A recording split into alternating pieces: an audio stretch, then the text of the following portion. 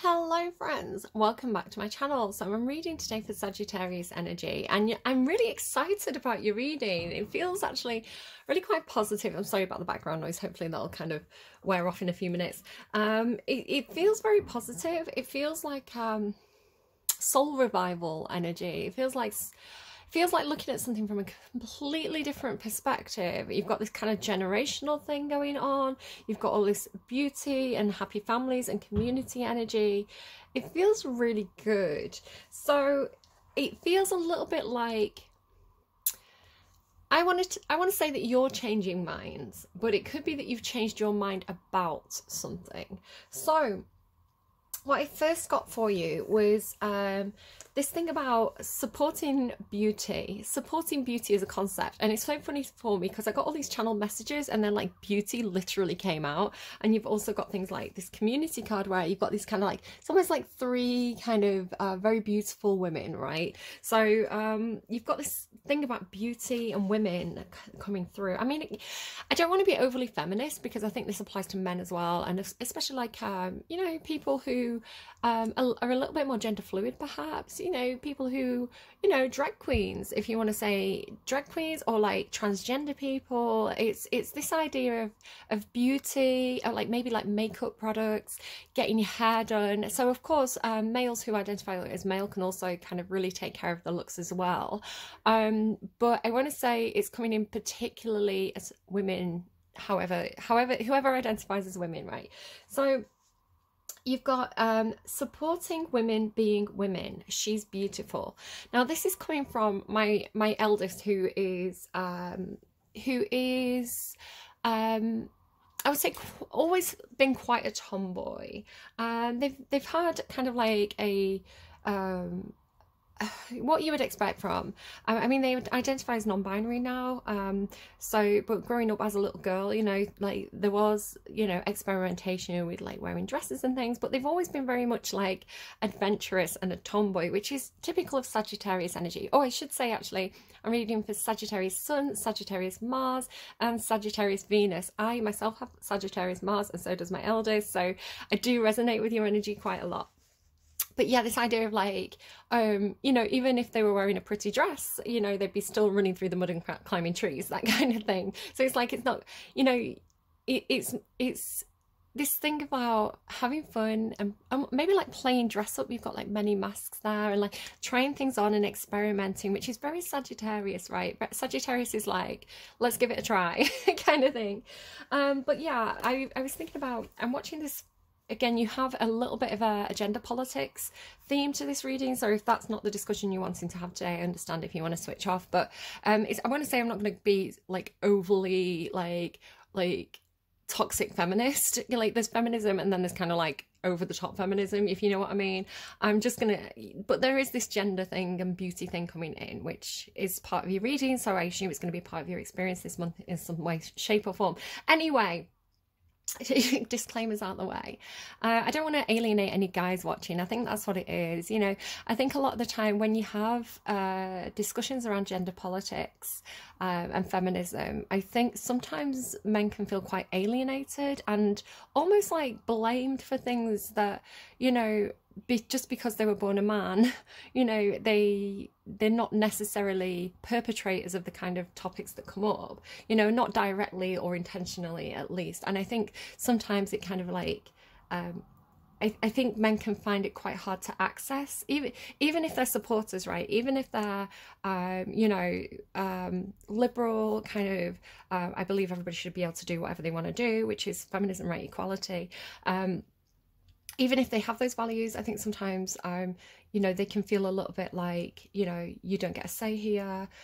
You know, they can sometimes feel a little bit hard to say the right thing or know when, you know, is it appropriate for them to speak or is this not their discussion? Because, you know, I think it is good to acknowledge that discomfort. I don't think it's bad to acknowledge that discomfort. And again, if you're a guy watching this, I don't want to alienate you through this discussion. And I definitely think that you could be coming in here with a change of view as well. But anyway, so My eldest, we've been watching this TV show called The Power, and it's a book that my eldest has actually read. They read it in, they got it from their English teacher, actually. It's one of the English teacher's books, and they have a good relationship with their English teacher. They recommend books to them. Yeah, they've been reading this book, The Power. And then I saw that it was an Amazon series, so we started watching the series. And of course, every 5 minutes, they're like, wait, that didn't happen in the book, or that person didn't say that, that other person, having that kind of thing. But there's this specific character, and she's, I thought at first they were Russian, but I think she's Moldovan, and I'm only on the second episode, and I don't want to give too many spoilers, but they have this very, very kind of glamorous appearance, you know, fake eyelashes, false tan, big hair. I would say the kind of overly glamorous kind of beauty that you might find drag queens, you know, embracing. And what was lovely was, I think sometimes there's a natural reaction to kind of, when a woman dresses like this, it can sometimes be seen as being very tacky, or like they're compensating, you know, for a lack in other areas, or, you know, there's almost a distrust, like the beauty's a mask, something like that. Now, I do have a bit of an over-the-top kind of beauty. The way I like to present, I like my false eyelashes, I like my full face of makeup, I like my big hair, so it's like my kind of style. And so my eldest went through this phase where they were kind of saying, I'm talking about personal experience because it's coming through for your reading, right? And it could be relatable to you at this time. So again, just skip forward if you like, get to the cards, woman. Like, I sometimes say, like, sometimes when I'm really over the top, especially if like I'm on camera, my makeup's a little bit more over the top because the camera is different than real life. And then it's like I see myself in daylight and I think, wow, that's a lot of makeup, you know. And so my eldest is, they're experiencing this change of perception where they went through a phase where they almost rejected the feminine. So the girls in school who were particularly kind of mainstream, you know, interested in beauty, fashion, makeup, pop music, they kind of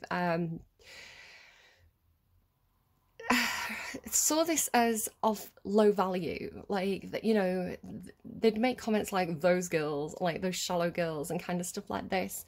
And I think as a society, we're seeing a bit of a shift back towards, rather than rejecting overly feminine women as being, I don't know, sex toys, or, you know, bimbos, or you know, self-esteem issues, or, you know, like, I think there's been this when women dress up a lot, I think sometimes, you know, it signals to people, probably through media and culture, that this is the airhead, right? This is the bimbo, this is the airhead, this is the shallow person, this is the bitch. Maybe if you're watching a TV show, this would be the person who is a bitch in the storyline, right?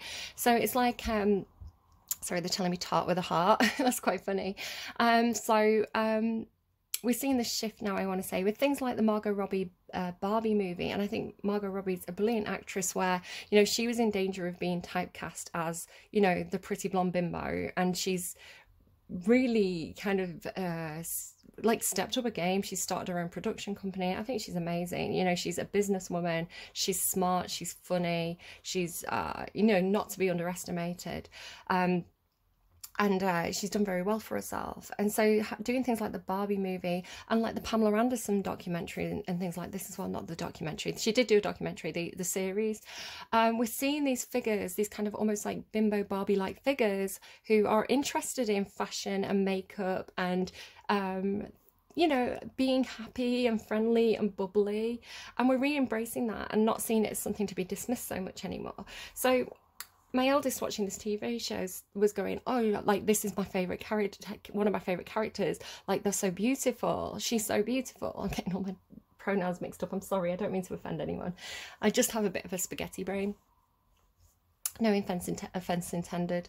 And yeah, so, and I just thought that was really interesting that my eldest, who is strong Sagittarius, had done this almost like 180, where rather than rejecting this, they were embracing it, which was nice to me because I align with that kind of very girly girl in the way I present, and I felt embraced and I felt accepted. So supporting women being women and saying they're beautiful. So even if this is somebody who's perhaps not a natural beauty, but they are perhaps presenting as very glamorous, or you know, they're making the best of themselves, wearing a lot of, you know, maybe they're not naturally beautiful, but they're very skilled at applying makeup, and you know, this is a skill and this is a talent and this is an art that they do that can be appreciated. So you know, saying like, wow, your makeup looks beautiful, they're beautiful, she's beautiful, you know, and complimenting that. It's not a crime to compliment beauty.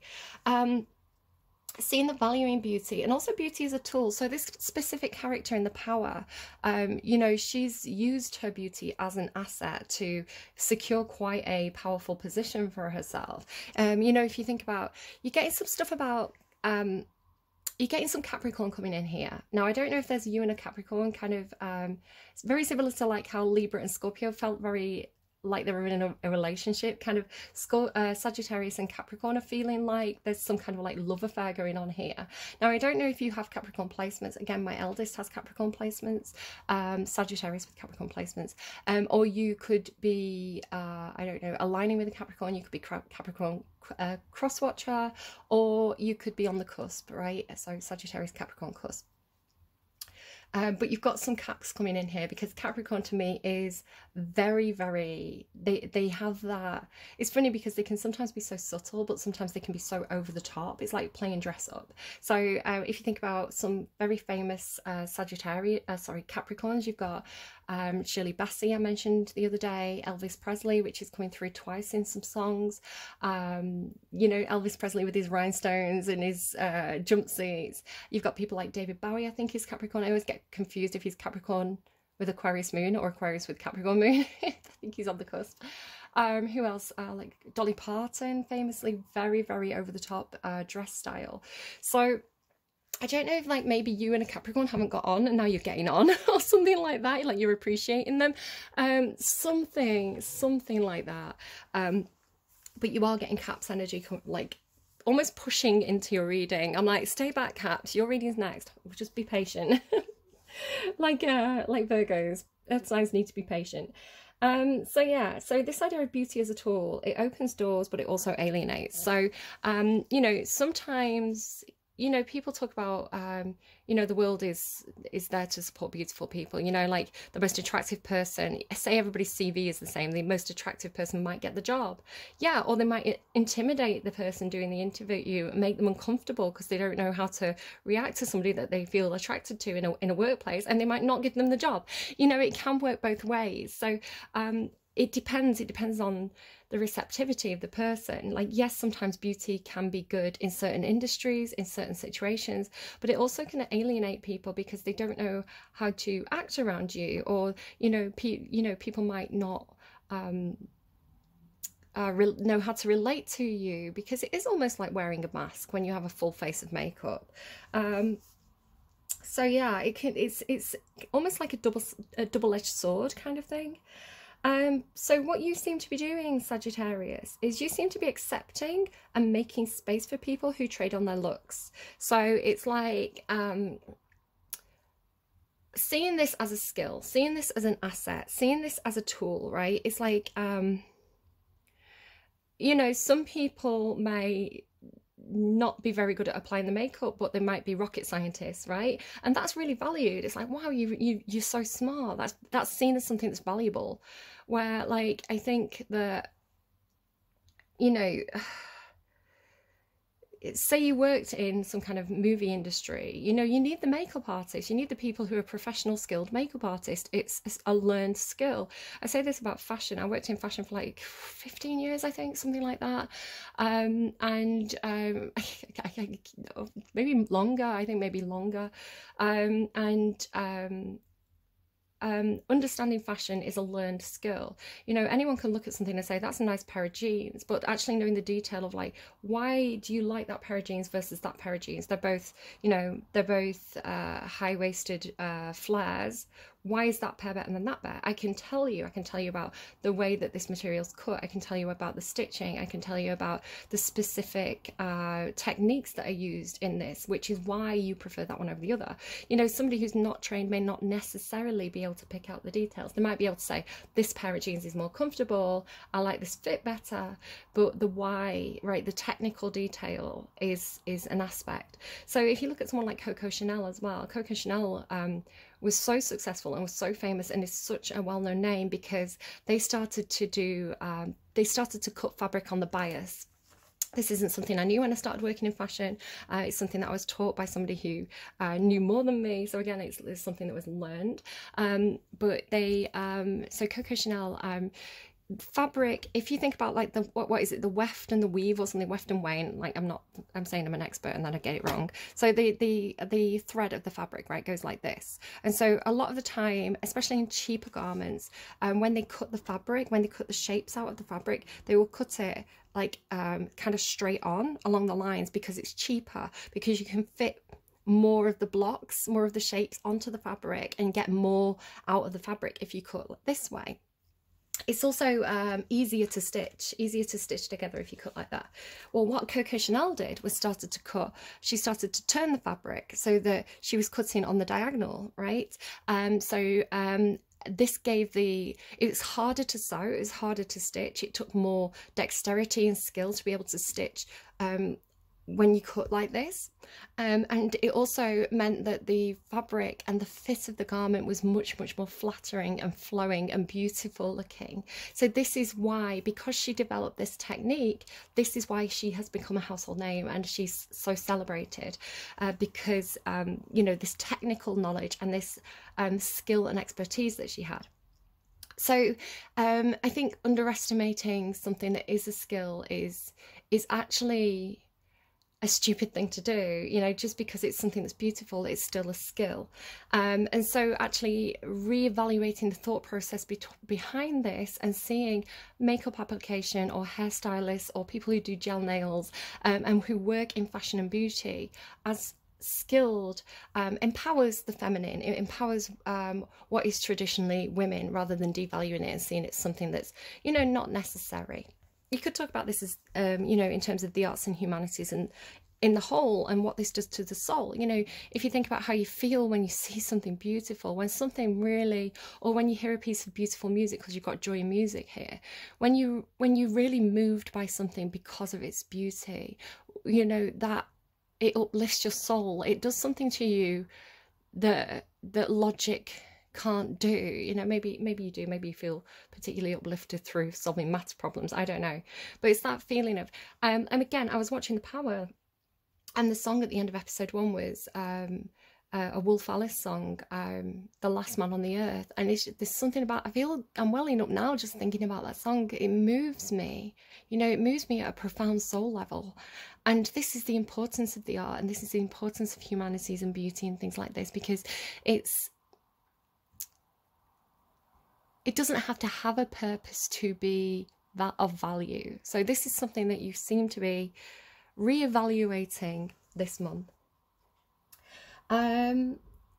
If we also want to go on like the idea of trading on your looks, or like seeing your looks as a weapon, we can talk about things like Black Widow, right? You know, she's an assassin, she accesses places, you know, with her looks in a way, as beautiful Scarlett Johansson, right?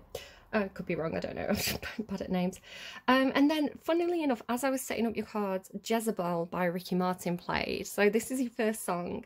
So you walk into a room, you've got killer eyes that hypnotize, you're dangerous. You use your body just to cast a spell. So the idea of weaponizing beauty is coming through. But again, I feel like this is the masculine view of the Queen of Wands energy. Now, if you want to talk historically, which you have like ancestral wisdom, lay of the land here, next to things like the Knight of Wands and beauty, and this deer energy. So the Queen of Wands I find incredibly misunderstood and vilified, both like, well, in tarot, I can watch other tarot readers, especially the ones who are kind of like the gossipy ones, you know, like, you know, your twin flame, like they're, you know, what do people say? They're karmic. The twin flame's karmic.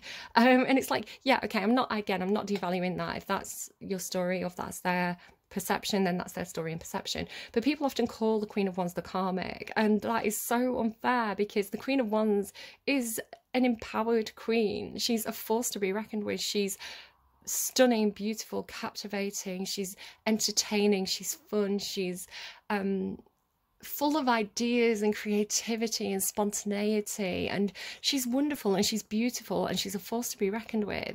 And to devalue that as, oh, she's the karmic, like, no, like it's the whole, you know, vilification. Like, again, we've got ancestral wisdom, and if we want to look at history, I mean, if we want to look at the world being a traditionally at least the Western world being a traditionally male-dominated place, you know, men are the ones making the movies, men are the ones who are on the, you know, casting directors, men are the producers, men are the, you know, the money, you know, the businessman. It's like they were the people who got to say, you know, what went ahead and what didn't. And so you can talk about, you know, the film industry in early America, where, you know, women like Marilyn Monroe, it's like they either had to be married or killed at the end, because they couldn't be a sexual free woman. Like, no, that was a danger to the American society. You know, they had to be brought under control in some sort of way. So this idea of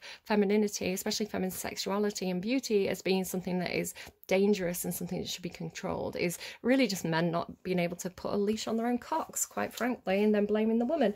So I don't know. Are you embracing this side of yourself? Are you stepping into your Queen of Wands energy? Are you supporting other women?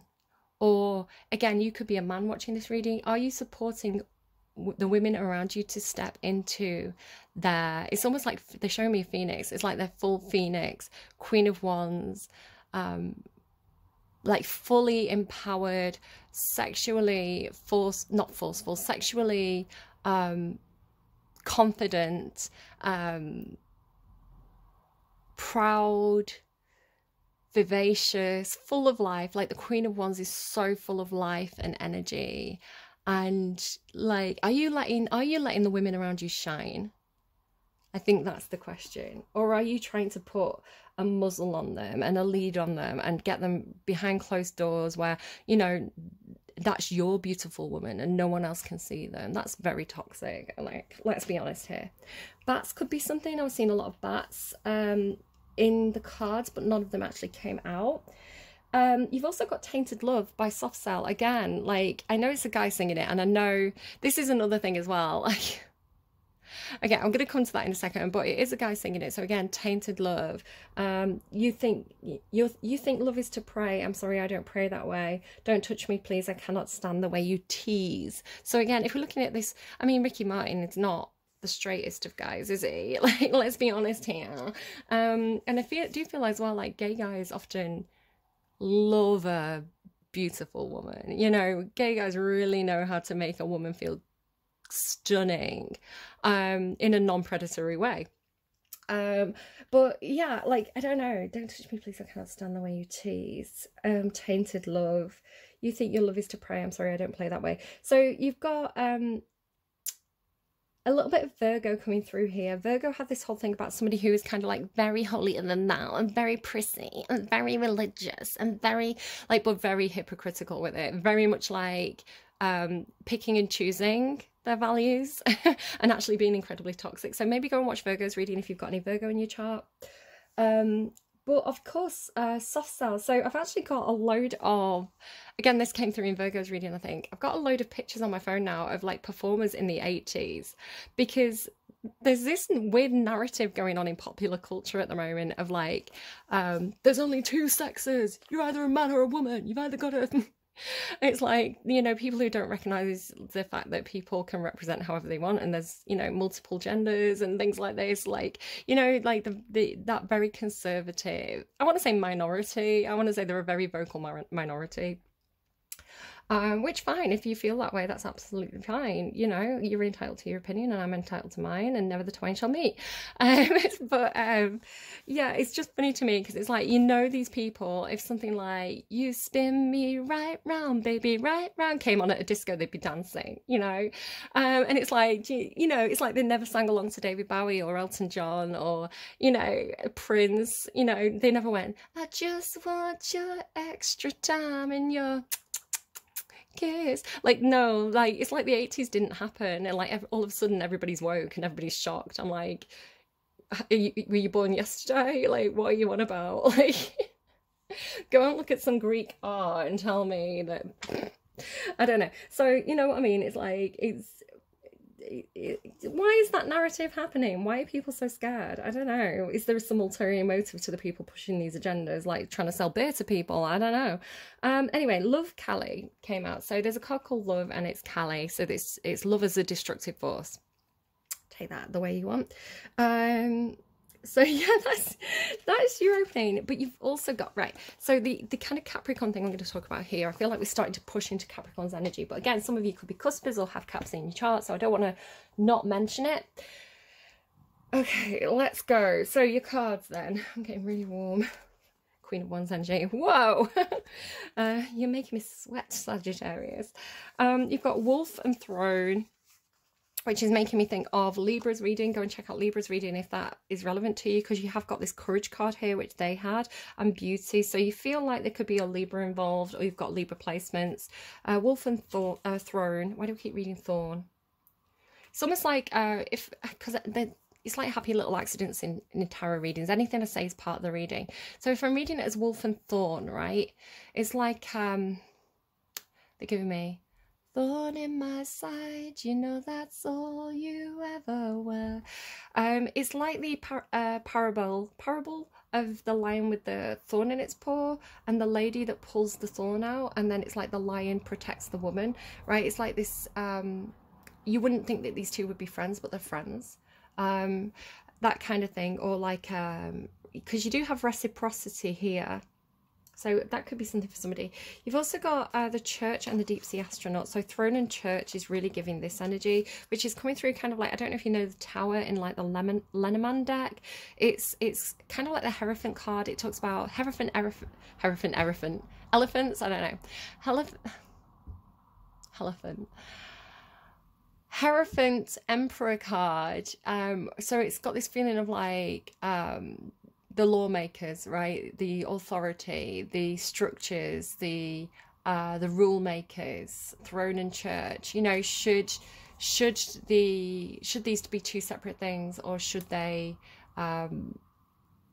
rule together? If you think about, you know, the King of England, Charles III, feels weird to say still, is also the head of the Catholic Church in England, right? The English, I don't know, no, not the Catholic Church, the Church of England. The Church, I know my religions, guys. Yeah, Prince Charles is the figurehead of the country, but he's also the head of the Church of England. But we do have a separate political system, but fingers in pies, you know, Patagonian toothfish, it's a whole thing. So yeah, the Deep Sea Astronaut. So this talks about what you seem to be doing at the start of the reading, actually, which is this really deep dive into your own emotions. Almost like exploring space, but space is your emotions, right? So a real deep dive into your shadow self. And I want to say this is what's happening at the start of the reading, especially because the first card is Rest and Rejuvenation. So giving Cancerian energy, go and check out that reading if you've got Cancerian placements. But it's like the need to have downtime, the need to rest, the need to take a moment to breathe deeply and to perhaps disconnect from the world and reevaluate what happy family means to you. You know, is happy family a controlling patriarchal figure who tells everybody else what to do, and you know, everybody follows the rules and that makes everybody happy? Or is that some kind of weird, twisted, Victorian lie. You know, is happy family to you everybody respecting each other's opinions and allowing each other the freedom of expression, you know, to fully develop as an individual person on earth? Maybe that means something to you. Maybe that's too airy-fairy for you. I don't know. This is you, right? I'm not deep delving into you. You're deep delving into you and what that means to you, happy family. You know, does it look like a Hallmark card, or does it look messy and funny? You know, you know, does happy family mean that you get to not grieve, maybe that's something for somebody, get to air your grievances? You know, do you get to have arguments and kind of like say when something's not making you happy? Maybe that's what a happy family means to you, right? This is personal to you. But again, it's like the deep dive. So you've got the lower world with this. So the lower world is really, I mean, it's the root system. It is ancestry. If we want to talk about, if you imagine roots going down, it's what nurtured you. It's what stories you were told. It's what narratives you were told growing up. It's what fed you as you grew, if you're the tree, right? So it's this idea of like going back in time and exploring what made you who you are, why you have the thoughts and opinions that you have, what contributed to that, who contributed to that, why did they have that perspective, right? So it's this real deep shadow work into your ancestry, I want to say, into your own family past, into your own upbringing. You seem to be doing it with a huge amount of patience and clarity and balance. It doesn't feel like this is hard for you to do this. It feels like this is something that you are quite willing and able to explore.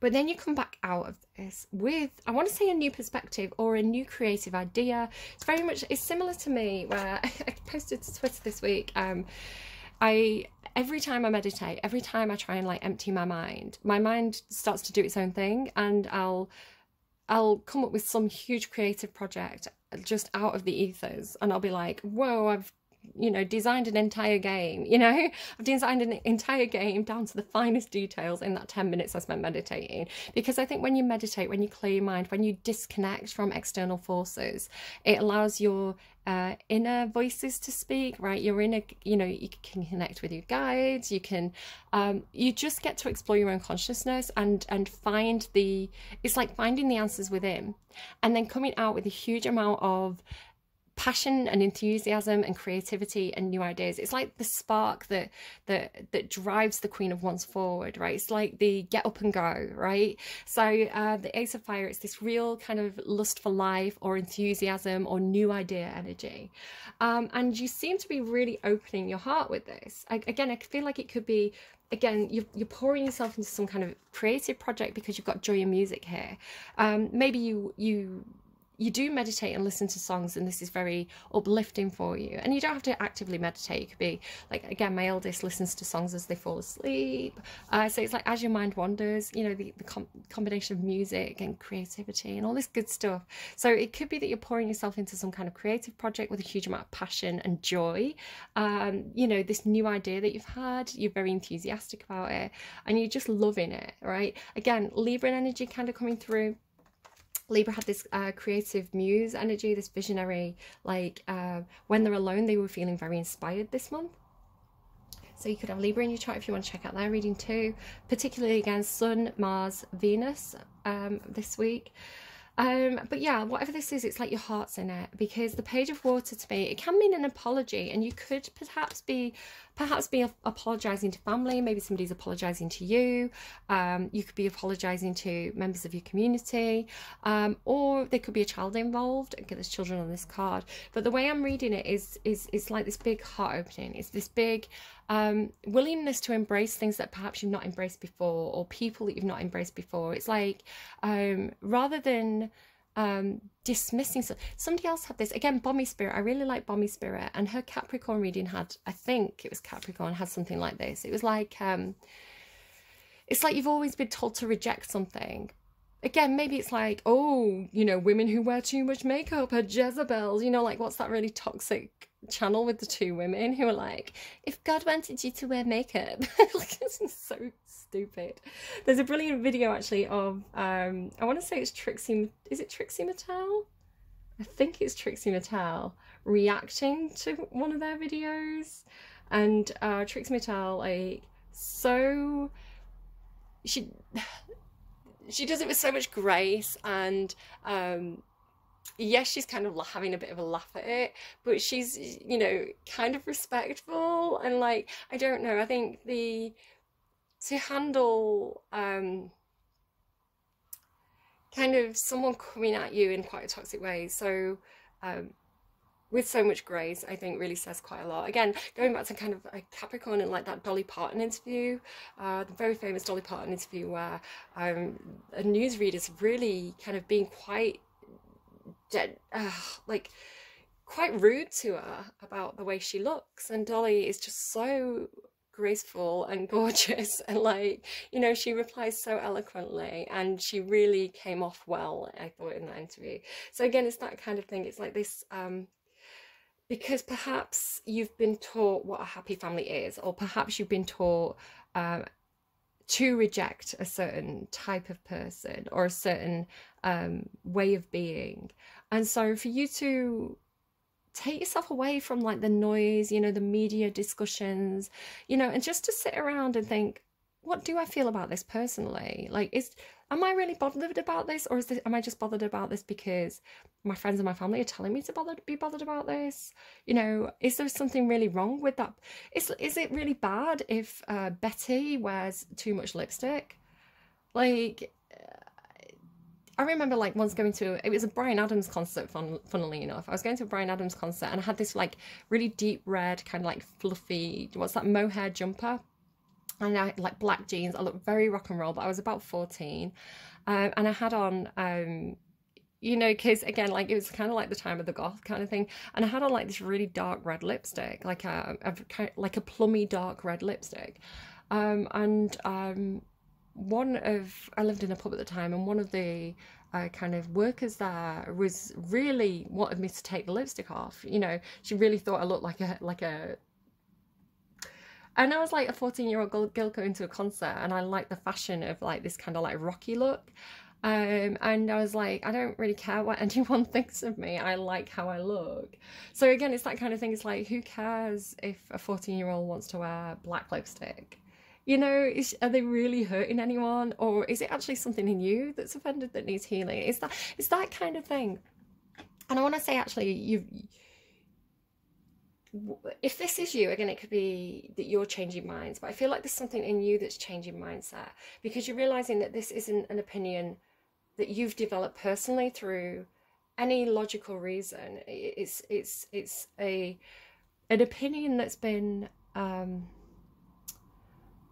almost like spoon-fed by society through the media, something like that. And, you know, beautiful women have no value, they're just airheads, that kind of thing. And then it's like, when you realize that, oh, hang on, no, this isn't bad at all. Like, actually, I kind of like this, or I see the value in it. It's like this 180 change of perspective.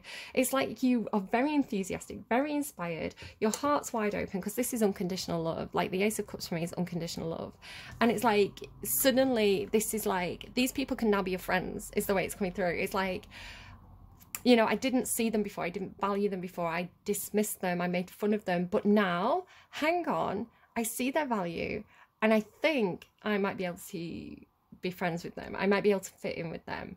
You know, maybe I'm going to get into like beauty Twitter or something, beauty YouTube. It's something like that. And it's like, they're not, sometimes they seem really bitchy to me. And I think that's the perception, right? It's like, you may have perceived these type of people to be really bitchy and really like not inclusive. I think especially if you've been growing up watching like 90s movies where, you know, the pretty girls are like the Regina Georges, you know, like that sort of thing. It's like, you've got to be a bitch. But actually, like, maybe getting to know these people, and they're really kind and they're really sweet. They're like fucking Disney princesses, you know? It's like, oh, actually, maybe I do want to be your friend because you're a nice person. It's something like that. But again, it feels really good. And I want to say, you actually come in, yes, with a lot of enthusiasm. Yeah, like full-on Queen of Wands energy. It's like, it's almost like, because you're Queen of Wands, right? That's your natural energy, to be this like charismatic, maybe not particularly into beauty, but like charismatic, bold, vibrant, eye-catching energy.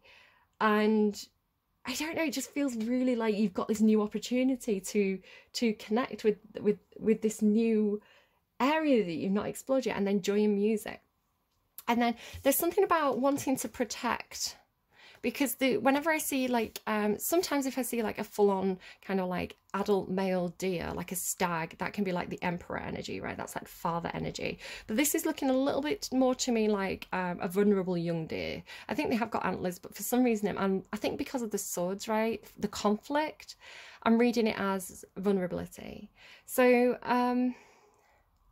the Five of Swords is like win at all costs. So this is kind of like the beauty queen that will win at all costs and stab all the other beauty queens in the back. But I don't think it's that. This is what I'm saying. It's almost like you want to... It's like you want to protect the Disney princess. You want to protect the sweetness of these girls or something like that. I'm not entirely sure, actually. But I want to say, whatever the win at all costs is, it's almost like you... Again, these could be, they could be like you're going into like some kind of music competition. You've got a lot of competition. These girls are very beautiful. And it's almost like being a gracious winner. Like maybe like there is a lot of competition. There is a lot of room where people might start to backstab each other. But instead of, you know, they win and you go, oh, you know, she only won because she's the prettiest. You know, she's not actually talented. She's just pretty. You know, that kind of thing. You know, being a sour loser is like, you know, like, you know, well done for her for winning. She's a very kind person. You know, it's something like that perhaps. Because Angel of Balance, it's like...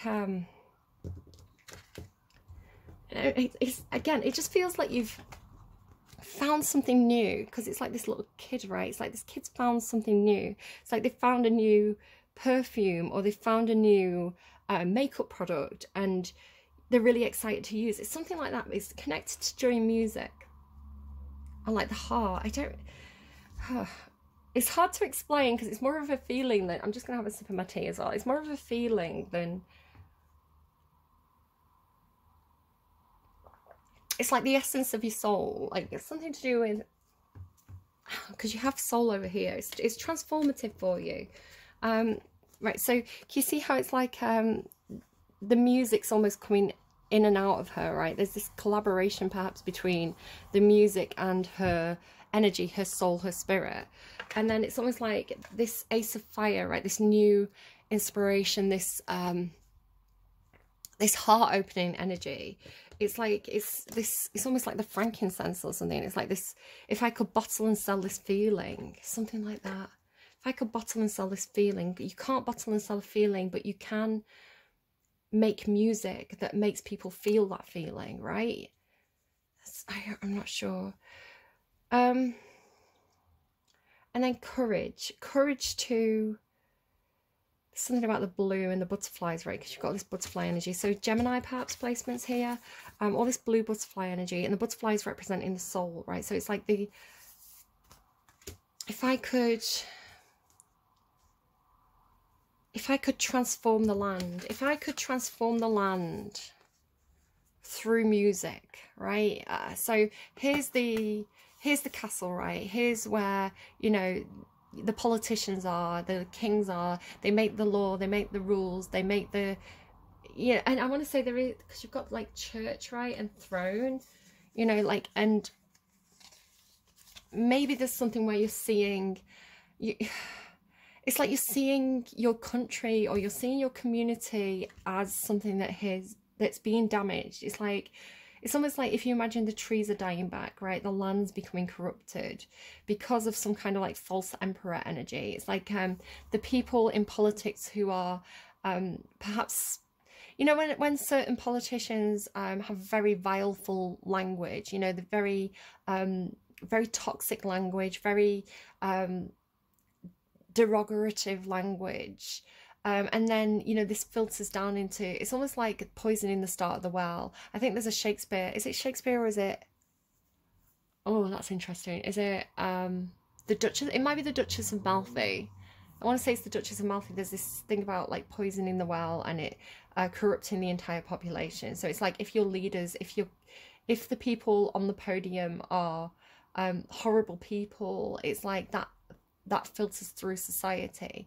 So I want to say there's something you're doing almost like as a backlash, almost as a, no, it's like almost like, this is my community, these are my girls, and I won't have you corrupt them, something like that. So in response to, it's almost like this, right? It's almost like this is what's happening. It's like this barren land. But I want to say it's like emotionally, or it's something to do with the way people treat each other. Like it's you know, people are not nice to each other, kind of thing. And it's like, you want to, it could be through music, right? Through understanding what music does to people, understanding what the right song at the right moment can do to somebody's soul. You know, like me watching that, it's happening again. It's something about your reading. It's like the that Wolf Alice song being at the end of the first episode of The Power. It's like I can't help but cry, right? So it's like maybe finding other people who are like you. So again, you've got that song like you had all those references to like David Bowie and Prince, right? And you know, you spin me right round, baby, right round. So it's almost like creating perhaps like an underground music scene, or it's like creating an alternate answer. Maybe this is why Libra's involved, right? It's like I am not gonna engage in the toxicity. I'm not gonna look at it. I'm not gonna promote it. I'm not gonna live by that narrative. I'm going to completely black out that narrative. I'm going to walk away from it, and I'm going to create my own narrative at a grassroots level that revives my community, that touches people, that gets people out of that funk that has been created by the government, that's been created by, you know, bad policies that keep people in poverty. You do find this you know, again, I'm a humanities student, so like these kind of things come up for me. It's again, like lay of the land, ancestral wisdom, and this idea of like looking back at the past. It's like, what did we do before? It's like Lana Del Rey, right? When the world was at war before, we just kept dancing. When the world was at war before, we just kept dancing. How do we keep people's spirits up? How do we promote this sense of connection and community? And and a lot of the time it is through song, you know, like you think like wartime songs, or you know, through you know, last time there was an economic crisis, you know, the music scene boomed, right? So it's like what's that Pulp song as well, Common People, right? It's like rent a flat above a shop, cut your hair and get a job, smoke some fags and play some pool. Pretend you never went to school, still you'll never get it right, because when you lay in bed at night, just climb the walls, still your culture. It's like there's nothing else to do, right? There's nothing left to do except for dance and sing and screw. There's nothing else to do. It's like remembering what it is to be human, and remembering that we're not robots, and we don't live to work, right? We don't live to work and feed energy into the system, right? We're not here to make the system support itself. The system is meant to support us, and if we want to go and dance and drink and screw because there's nothing left to do, isn't that what life is worth living for? Like, it's something like that. And again, it's like looking back, right? Like looking at maybe how things were destroyed in the past, how communities were destroyed, how what we did when the lands were barren, and how we regenerated them, and how we brought everything back to life, and how we made everything good again. Oh, it's like magical, Sagittarius. And it is something to do with beauty and art, and like music and joy, and the value in humanities, the value in the arts, right? The value in, you know, people say like you waste your degree doing an arts degree. You know, it's a vanity degree, or it's a it's not a good degree to have. So there's no funding for the arts anymore. But my humanities degree, yes, I don't have a particular job from it, but what it did to my soul, I would do it again, in, you know, without a shadow of a doubt. So it's like being able to understand that, being able to understand the mechanics of stuff and tap into it, and then other people don't have to understand how it works. They just have to feel, it. And so you have this trust, right? This beautiful line here, which is trust the beauty, trust your own energy, trust your own inspiration, because it's the Knight of Wands, right? So it's your own, it's like pre-Queen of Wands. It's the Queen of Wands on the move. It's the Queen of Wands in action mode. It's like, I've got something to do here and I'm gonna do it, and I'm gonna trust the beauty of this. I'm gonna trust that, because it connected with me on a soul level, on a heart level, because it touched me in such a beautiful way. I trust that this is going to work. I trust that this will resonate with other people. I trust that it will change the souls of people, right? Like a beautiful song. I'm trying to think of, like, you know, like Imagine by the Beatles. Imagine all the people, and these real kind of like groundbreaking songs, you know. Like you think of like Queen, and like just like these real songs that just everyone can relate to on some sort of level. It's like, you know, because it's the right song at the right time, something like that. And then you go into, so there's something going on here about death and rebirth, right? Regeneration, reincarnation, something like that. Because you have this underworld energy, and then you've got like Karen, reciprocity, which is the person who rows the souls across the river Styx. I had something about that the other day. It was like they weren't on the river Styx anymore because there were bridges built across the river Styx. So it's like people didn't have to pay anymore. This is a weird thing. I get weird stuff in meditation. It was like, it's not right to expect people to pay. This, I've got my little thing in my pocket. It's not right for people to have to pay, right? Because they used to put coins on people's eyes, so, or in the hands, so that they could pay the ferryman. It's not right. Everybody deserves to get across the river Styx. They shouldn't have souls like waiting on the shoreline. It's not fair. It's not right. It's not democratic. So it was like, right, well, build bridges across the river Styx. So Karen was no longer on the river Styx because there were bridges. Everybody could just walk across. They were now on the river Leith, because what if people wanted to remember? Because the river Leith is the river that the souls pass through in order to forget their past lives. And again, this is all like symbolic and metaphorical. You don't have to believe that this is real. But it was like, you know, the souls forget. It's like you wash off your worries, you wash off your cares, you wash off the baggage of your past life, and then you're free, right, to go into like the fields and things like that. But what if you didn't want to? What if you wanted to hold on to your memories? What if you wanted to, when you were reborn, like remember the job you had to do in the past life? If you wanted to remember your family, your friends, your connections from the past life, what if you didn't want to forget?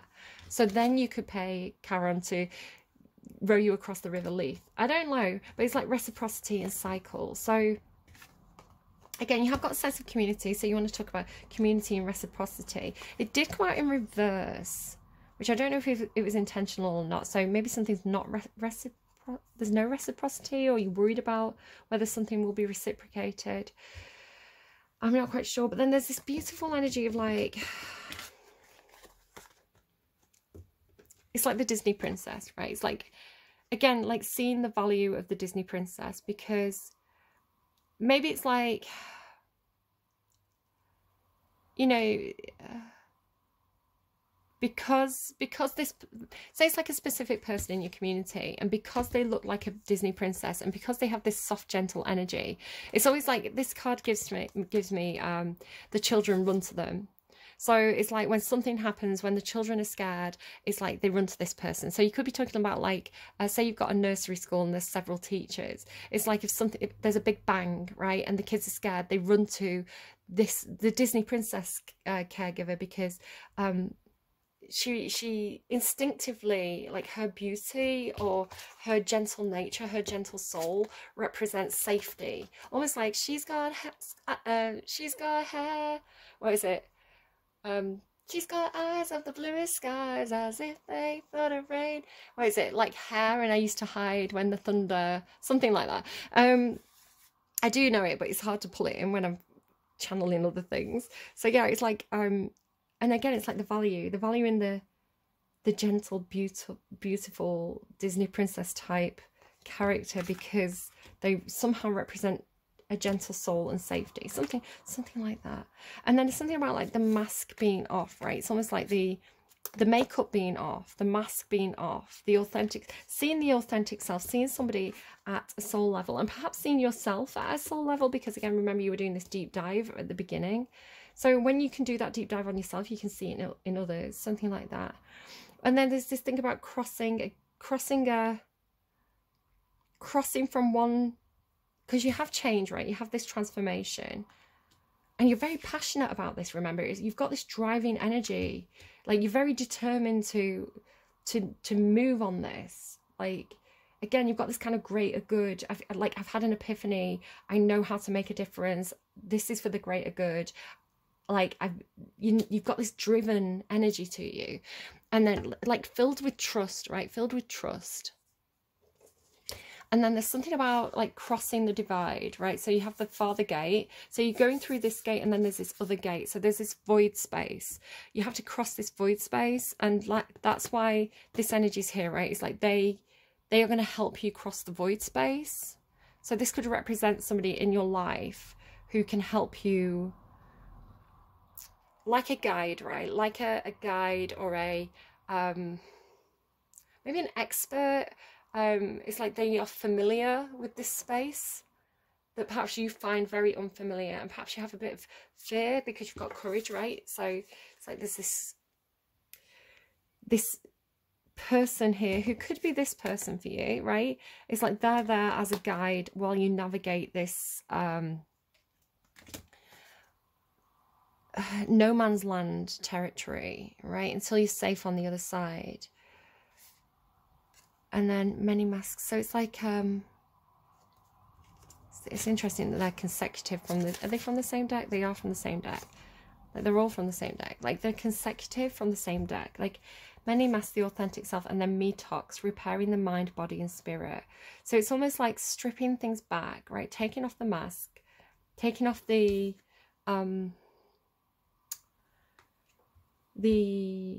apparel, the outward beauty, and reconnecting to remembering your own inner beauty, right? It's like going back to like a soul level beauty. Kind of makes me think of the Twits, you know, like when at the beginning of the book The Twits by Roald Dahl, he talks about you can have someone who's very beautiful, but if they're cruel on the inside, you know, it shows. Like people can get a sense for it, you know. It's like but people who are beautiful on the inside, who have a beautiful soul, yes, they may have crooked teeth, yes, they may have a wonky nose and frizzy hair and kind of things like this, and a double chin, I think he says. I can see one of the pictures by Quentin Blake, right, the illustrator, the artist of beauty, and he says, but like their goodness, their kindness can radiate from within. And then maybe it's something to do with like a natural instinct of like animals, or a natural instinct of children to be able to recognize that pure soul energy, just, you know, the beauty within, something like that. I'm not sure, but it's like you start with this rest and meditation, right? Rest and rejuvenation. What is a happy family? What is a happy family? What is a happy community? Like, what does that mean to me? What values represent a happy community to me, and how do I encourage other people to also value those same things, or how do I find people with those same values? It's like you start with rest and rejuvenation, and you end with, you know, repairing the mind, body, and spirit. So yeah, I think you're doing some kind of like soul revival, soul recall stuff here, like soul repair. Again, it's something to do with like ancestral values, like the past, you know, seeing cycles repeating. You've got all this regeneration and change for the better energy. I would say this is a really, really good, strong reading.